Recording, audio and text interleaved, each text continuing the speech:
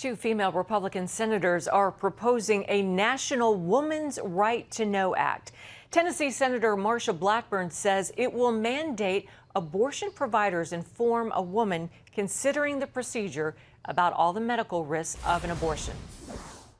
This woman should be able to receive counsel, to know really what an abortion is, and to know the gestational age of this baby, to see what the baby would look like, to hear that heartbeat, to have these confirmations that this is a life. The abortion industry has often fought against having to offer pregnant women ultrasounds or having to share the more negative aspects of an abortion. And the Supreme Court today is hearing arguments for a major abortion case out of Louisiana. The case challenges a 2014 law called the Unsafe Abortion Protection Act that requires doctors who provide abortions to have privileges to admit patients at a nearby hospital. Supporters say it's designed to improve patient safety, but critics argue it's intended to shut down clinics that provide abortion. Students for Life President Kristen Hawkins joined the Protect Women, Protect Life event in front of the Supreme Court to advocate for pro-lifers, and she joins us now with more. Kristen, explain to us more about this 2014 law and how the case made it all the way to the Supreme Court.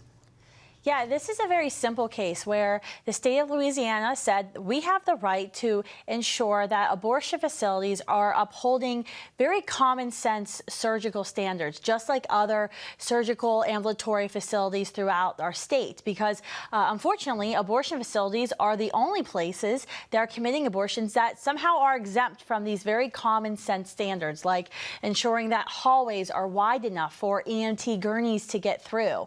And so this was a case where the state legislature passed this law, and it was actually championed by pro-life Democrats. A pro-life Democrat signed it into law, and so then the abortion industry actually pressed a lawsuit against it. And the abortion industry, the actual abortionists in the state, it wasn't on behalf of citizens. They actually filed the lawsuit. That's incredible. Well, what are you expecting the outcome to be?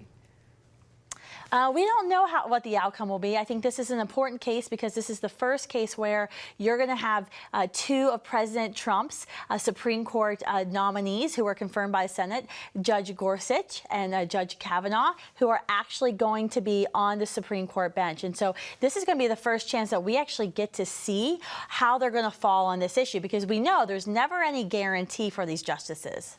True. Well, if ruled constitutional, would it affect abortion laws across the country, you think? Yes. So if the Supreme Court upholds the Louisiana law, this will allow legislators across the country to pass similar laws saying, you know what, no Kermit Gosnells here, that you cannot have an abortion facility that's above the law, and you have to uphold basic standards, surgical standards that other medical facilities already have in place. And that's what's so interesting about this case. And I was talking to people in front of the court today who are saying, this is about Roe, this is about access to abortion. I'm like, no, this was about abortionists having to uphold the law and not being exempt from the law, of putting patients over profits. Well said. Kristen, thank you so much for being with us. We always appreciate your insights. Thanks for having me.